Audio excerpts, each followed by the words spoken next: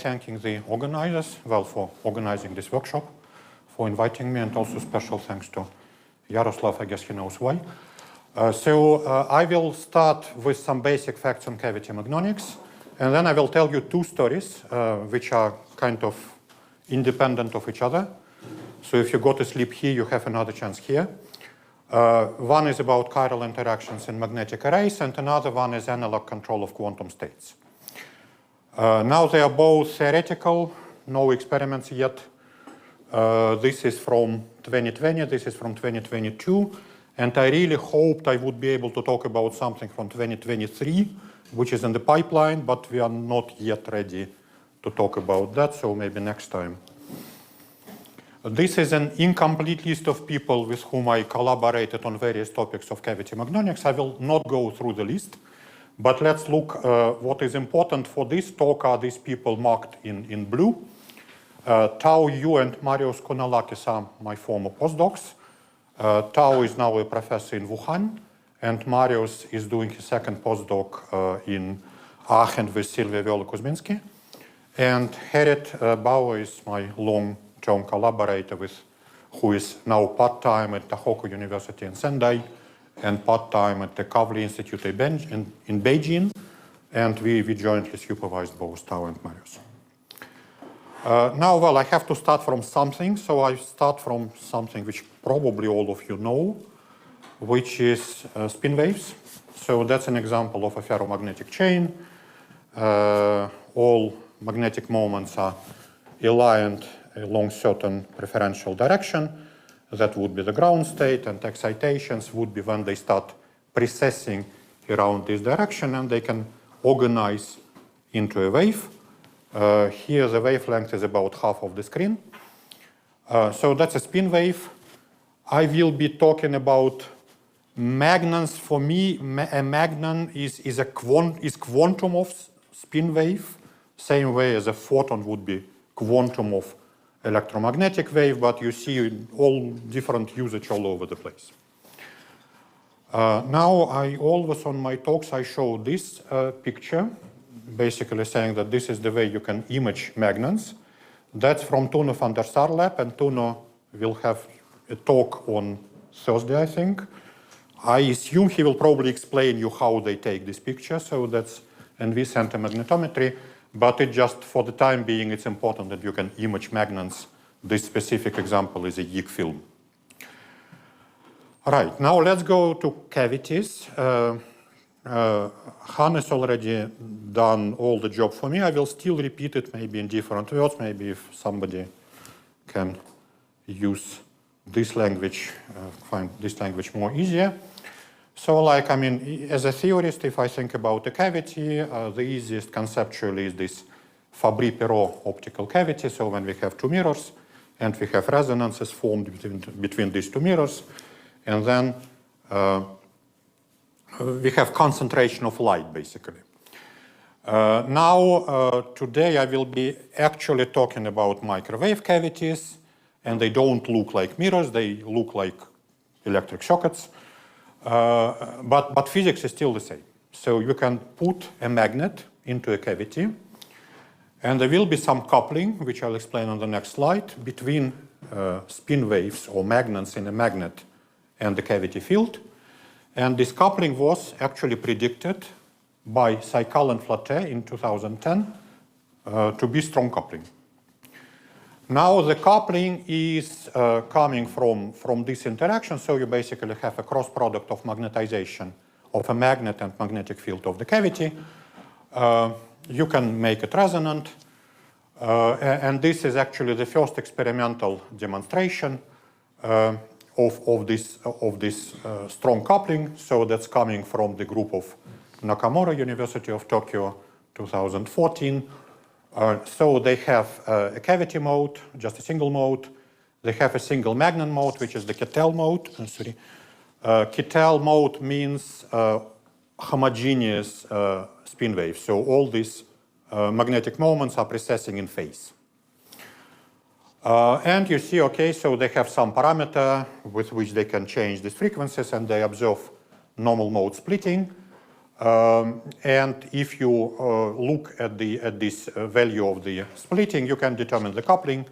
And so the frequency here is like 10 gigahertz, and the coupling would be 200 megahertz.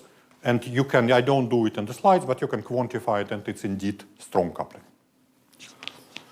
Now, okay, so that's 2014, and then people really started doing this, and the field exploded. If you want, well, okay, usual narrative why people do this magnon spintronics is, well, okay, that spin waves carry information, and if you do it in a metal, then spin current is associated also with electric current, and so you have ohmic losses. So you don't want to do it in a metal, you want to do it in an insulator, where it's limited by weak intrinsic damping of spin waves, and the best material for this is YIG, because it has the highest magnetic quality, so yttrium, iron, garnet. And then if we are serious about this narrative, then we want to be able to excite, manipulate, and read out spin waves. And I will not go into much detail, but this is exactly what people were doing since 2014, and if you want to know more, I can recommend you to review articles, one by us and one by our friendly competitors, which were, for whatever stupid reason, published in the same journal last year, 1 month apart from each other. Right. Now let me go to my first story. Again, that's theory, so we had a PRL and we had a companion PRB. That's the work by Tao Yu. And the idea is, okay, so let's consider not just one magnetic sphere, but an array of spheres in a waveguide. So waveguide is a cavity. Spheres are, well, spheres. So they are separated, they are aligned along the axis of the waveguide, separated by equal distances. But you can put this array at any position at the cross-section. Now what we expected and what we got was, okay, so we knew already, well, of course, all of us know, but we knew kind of in a bit more detail than probably most of us, that dipolar fields emitted by a magnet are anisotropic.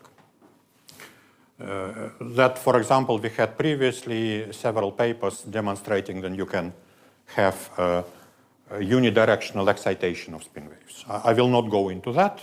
That doesn't belong to my story today. But we knew it's anisotropic, and then Tao came up with the idea how you can put them that you can choose the positions so that interactions, magnetic interactions to one side would be stronger than to the other side. Now, before I show you the results, let me remind you that this is a theory talk, so we need to go through some math, right? I will not be very serious about that, but you should remember that you are talking to a theorist, right? So what we do, we are using the language of creation annihilation operators for magnons, and for this there is certain thing which is called Hallstein-Primakov transformation, known from 1940. You can go from spin operators to this creation annihilation operators. That's a complicated nonlinear transformation, but everybody uses it linear because if we take a spin which is precessing, let's say the total spin of the system, which is very large, then the amplitude of the precession is typically very small. It's much less than the spin itself. I mean, you don't go to 45 degrees, you go to a very small angle. And then you can say, okay, the number of magnons is very small, and then you can linearize it, you can get rid of the square roots. You can also forget about this one, and then as z is not a dynamic variable anymore, so you just have two variables which are rotating. Now, this is the Hamiltonian, so you just photons, so that's a waveguide, so transverse degrees of freedom are quantized. Longitudinal is momentum, so that's a continuous variable. Let's call it k, and then we have all these modes labeled by k. You have also dispersion relation, whatever. For magnons, we will only take one mode, so that's a Kittel mode. But we have many islands, and the islands are here labeled by I. So you have harmonic oscillators, a bunch of harmonic oscillators. And you have interaction, which is, in this case, it's what people in quantum optics would call beam split interaction. By the way, I forgot to say in the beginning, I don't know whether my talk is in solid state or in quantum optics. I think it's probably up to the chairman to decide. That's a solid state. It's solid. Okay, great. Now, okay, so, and the whole thing is first to calculate these constants. I mean, you can separate the special dependence, and these are proportional to the dipolar field, transverse magnetic field. And then once you do that, you need to integrate out the cavity, and then you get only the spheres interacting to each other. And that I'm not going to show you. Let's look at the result. So this is just, okay, so this is, this coordinate is along the waveguide. This is transverse cross-section. Cross is a position of a sphere, and if it sits in the middle, it creates fields on the right and on the left which are symmetric. If it sits here, it creates nothing on the right, and it creates only fields on the left. And of course, you can have intermediate positions when there is certain asymmetry. Well, okay, fine.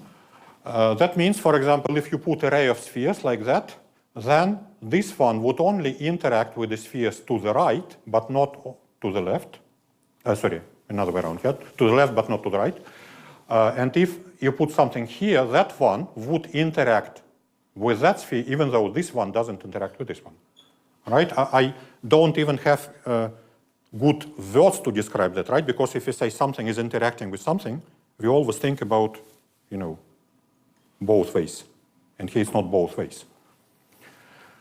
And it also means that you will have, because of the interaction, you will have magnon or spin wave creation.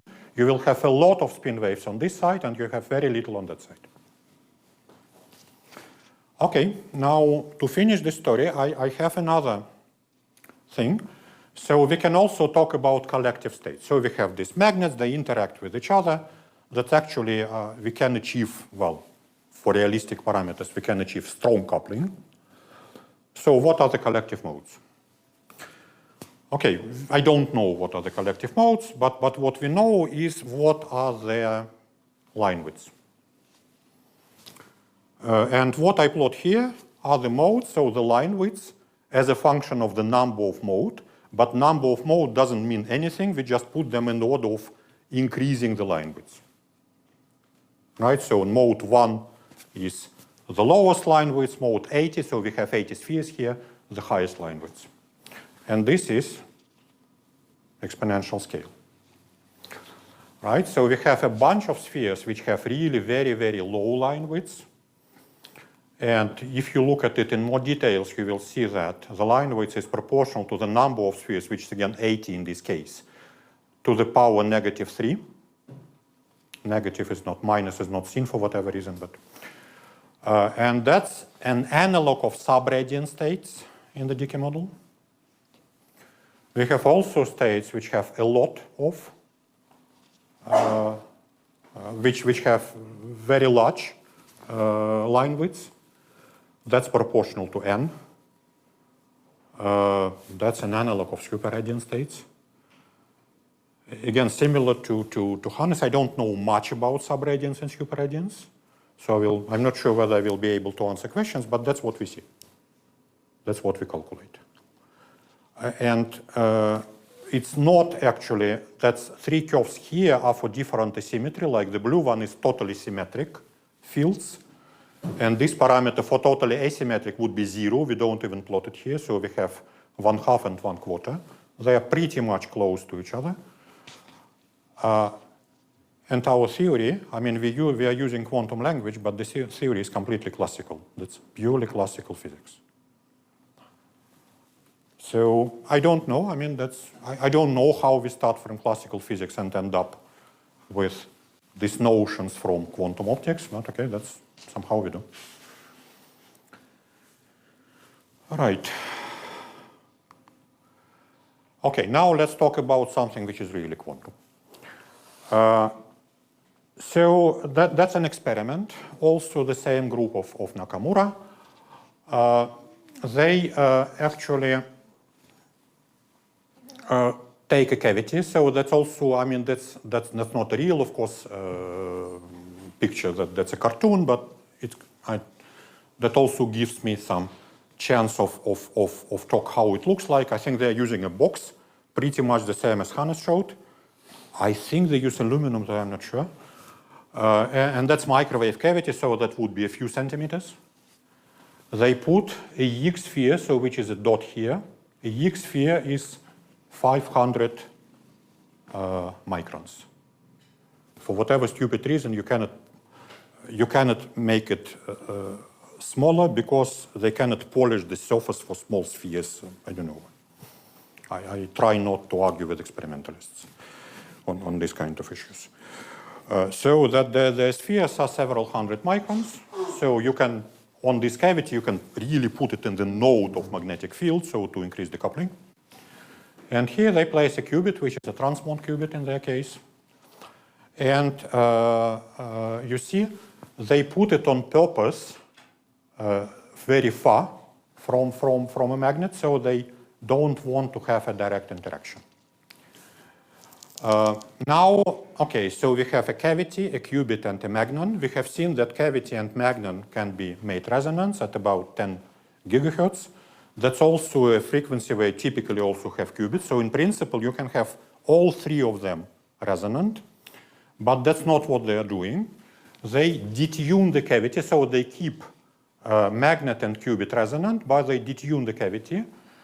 Because in their configuration, cavity mediates interaction between qubit and magnet.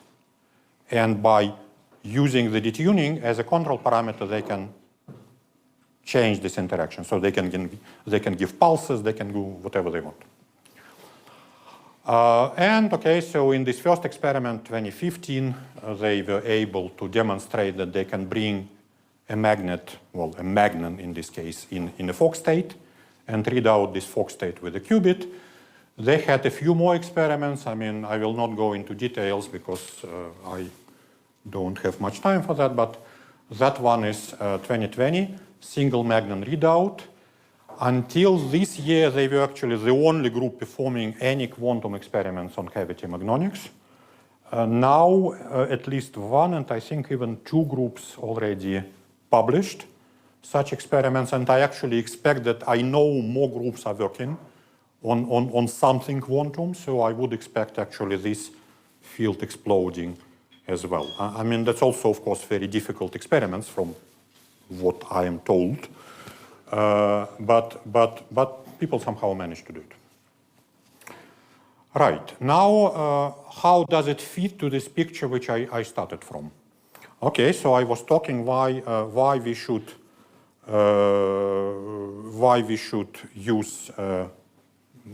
can use magnons or spin waves for information, and why cavity is a good tool to facilitate that.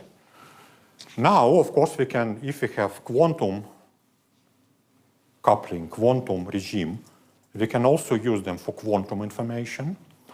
And actually, what those guys have done in all their papers is essentially extension of circuit QED. Right, circuit QED is when you have a cavity, microwave cavity coupled to a qubit, which in turn is the same idea as cavity QED when you have a two-level atom in an optical cavity, but physics is again all the same. Parameters are different, physics is the same. Now here that's a bit different, but because cavity is not a part of the game, so it's only used to provide pulses and facilitate protocols. Here you have a qubit and a magnon, so again a bosonic mode and a qubit and a two-level system, but it's still kind of formally equivalent to circuit QED.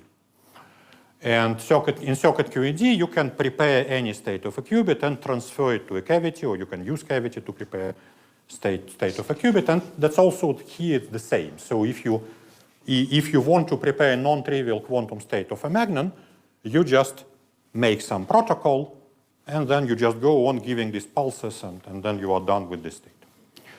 Now the problem is here, I mentioned that YIG has a very high magnetic quality.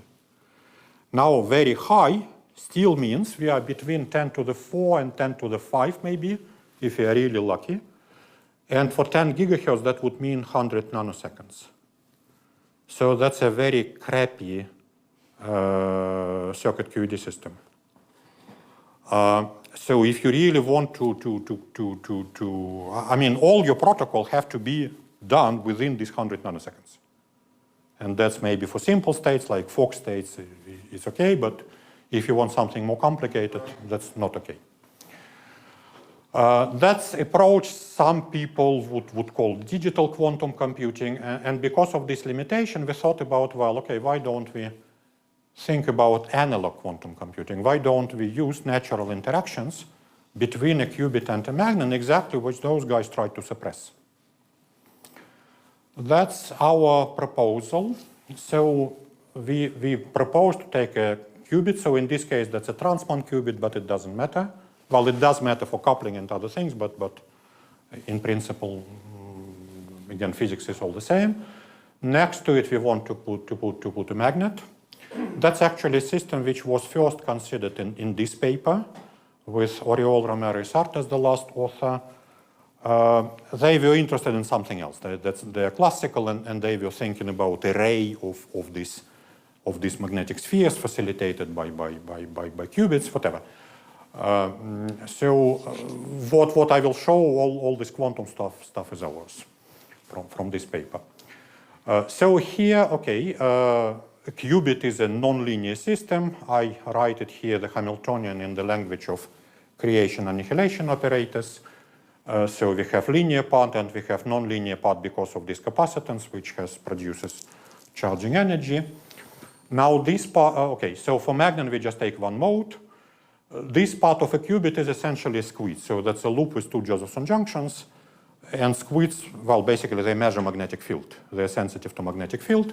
And so the interaction comes because the squid loop would see the magnetic field, dipolar fields coming from the magnet. And you can work it out and also write in this language, and then you have two interactions. One interaction is linear, so that's what in quantum optics they call beam splitter interaction, that can be resonant. Another one is nonlinear.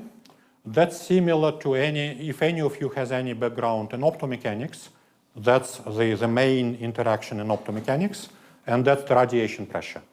So just in nanomechanics, these are phonon operators, and in our case, these are magnon operators. And frequencies are very different. But that still, we call it magnon radiation pressure coupling. Now, good thing about these interactions is that, first of all, you can tune these constants, so they are tunable. For example, you can tune them by applying some magnetic flux through the squid loop.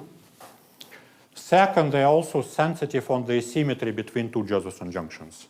And for example, if the both Josephson junctions are symmetric, then this constant is 0. You need some asymmetry to create beam splitter interaction. Okay, we don't want that. This would be, this Jaynes-Cummings would be fully equivalent to circuit QED. This is something else. This you can only use to swap states, right? It's linear interaction. You can only swap quantum states. This is nonlinear. You can create new quantum states.